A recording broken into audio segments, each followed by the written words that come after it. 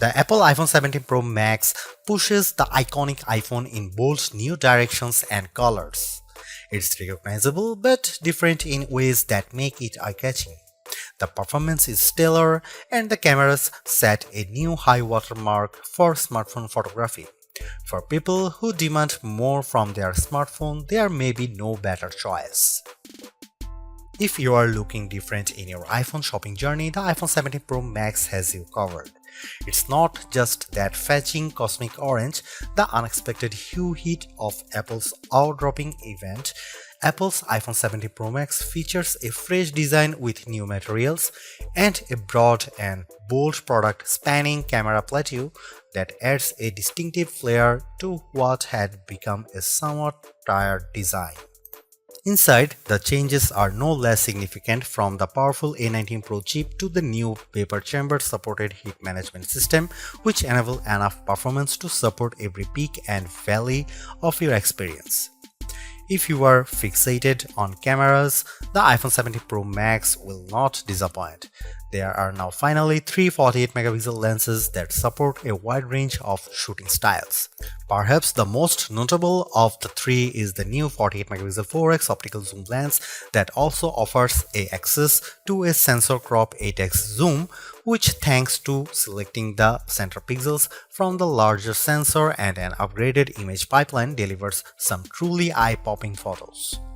This is also an upgrade that makes a canny swap of titanium for aluminum a seeming downgrade, but one with some significant benefits, like the ability to apply that amazing new anodized orange finish and the ability to better distribute and dissipate heat. Finally, there's the price. It's the one thing you hope doesn't get an upgrade. And I am happy to report that Apple somehow held the line here. The iPhone 17 Pro Max still starts at $1,199 US. It's never been a cheap smartphone, but then this one is for the pros, and I think they will be very happy. I know I am. As for why you might buy the iPhone 17 Pro Max over the iPhone 17 Pro, that comes down to screen size, battery life potential, and the option to get up to 2TB of storage. Otherwise, these iPhones are identical. The iPhone 17 Pro Max was announced at Apple's eye-dropping event on September 9. Pre-orders began on September 12, and the phone arrives in stores and starts shipping on September 19. The iPhone 17 Pro starts at $1,199 for the model with 256GB of storage, with that price rising to $1,399 for 512GB of storage, $1,599 for 1TB storage, and $1,999 for 2TB of storage. The later configuration represents the largest storage capacity of any iPhone ever.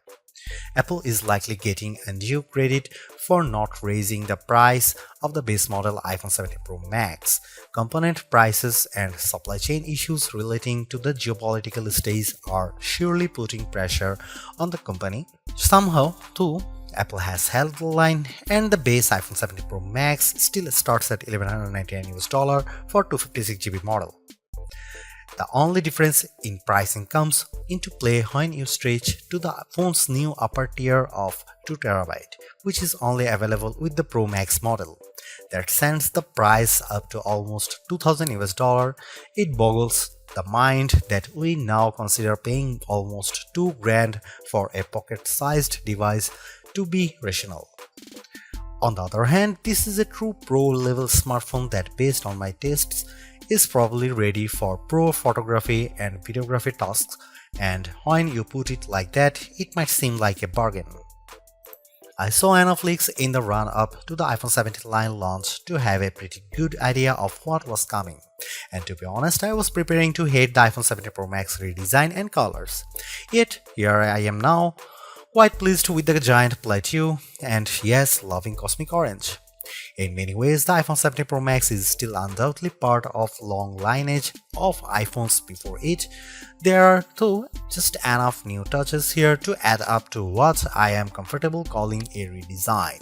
Starting with the back, there's the now nearly full-width plateau that's both a bold design touch but also a practical measure, in that underneath there's now more space for upgraded components like refreshed tetraprism that supports a new, longer telephoto lens.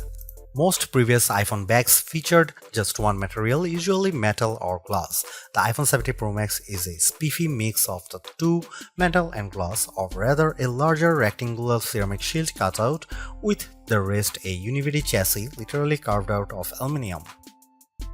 Instead of a titanium band surrounding a frame, components and the front and back glass, the iPhone 17 Pro Max's back cascades seamlessly to the side and even curves just a bit around the front to meet the Ceramic Shield 2 screen covers, which reportedly will better protect it from scratches. It will has an incredibly unified feel, and because Apple has radically cut down on edges, the phone feels very comfortable to hold. When it comes to dimensions and weight, the iPhone 17 Pro Max is slightly larger and heavier than the iPhone 16 Pro Max, but I challenge anyone to notice the differences, which can be measured in fraction.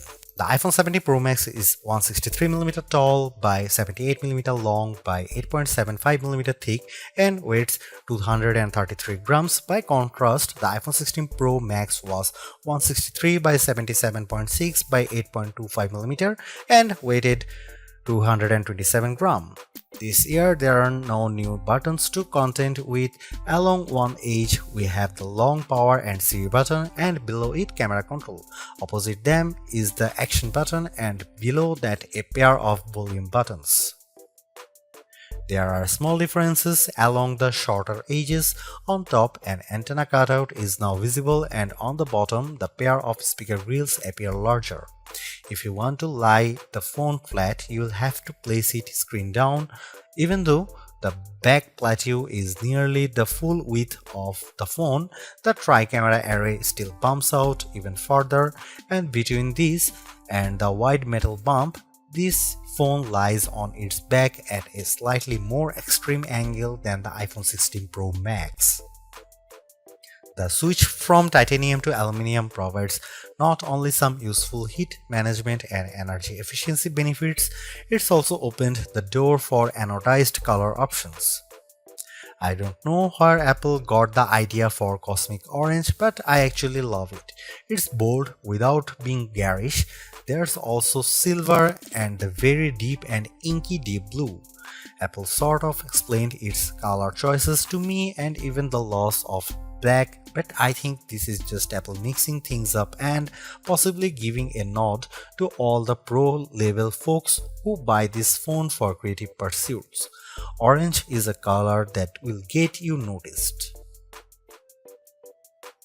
iOS 26's liquid glass interface might lead you to assume there has been some radical display overhaul, so much glow, shiny and artificial transparency.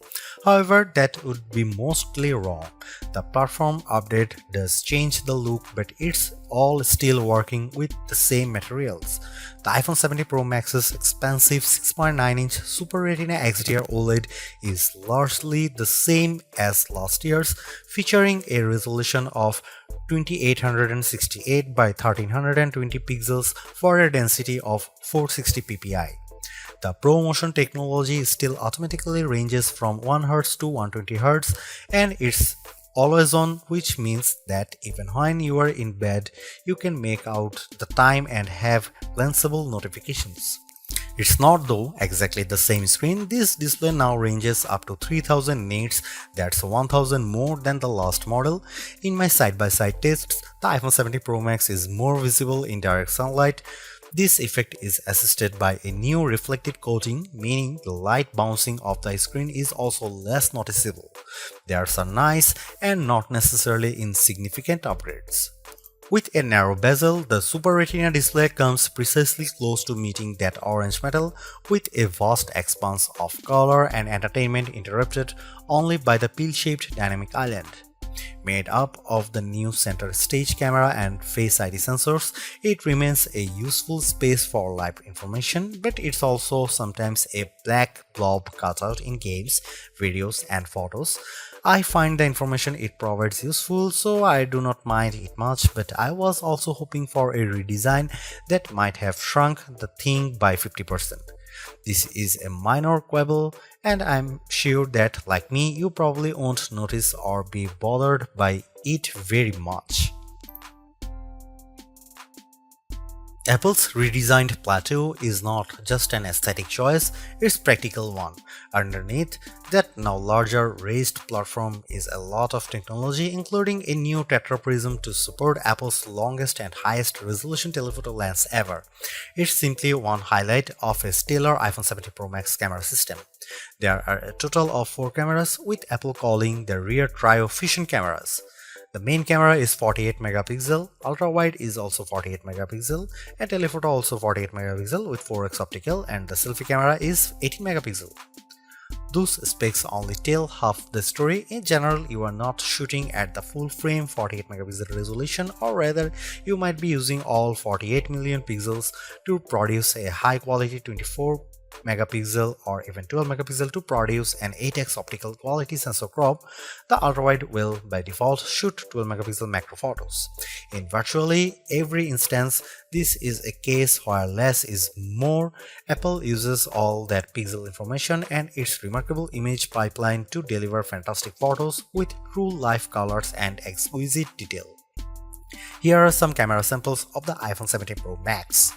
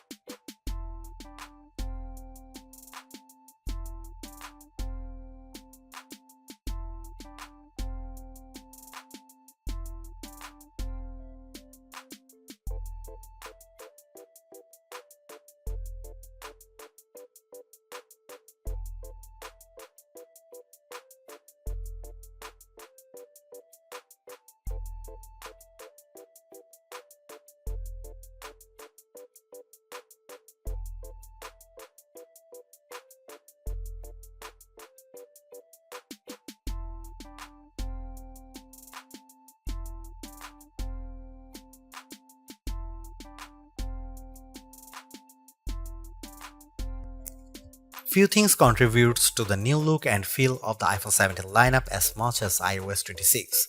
Liquid glass adds a translucent sheen to almost every aspect of the platform, and mostly it's gorgeous.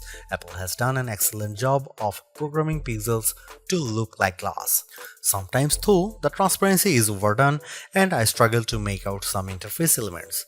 Think of it this way: when you can see through one element to view another, it can occasionally increase the overall clutter and make some things visually confusing. For example, when you swipe down on the screen to access global search, the search box still faintly shows what's behind it, which makes what's on top of it, what you are typing, a little harder to read. It's small issues that Apple could easily address in the next iOS update.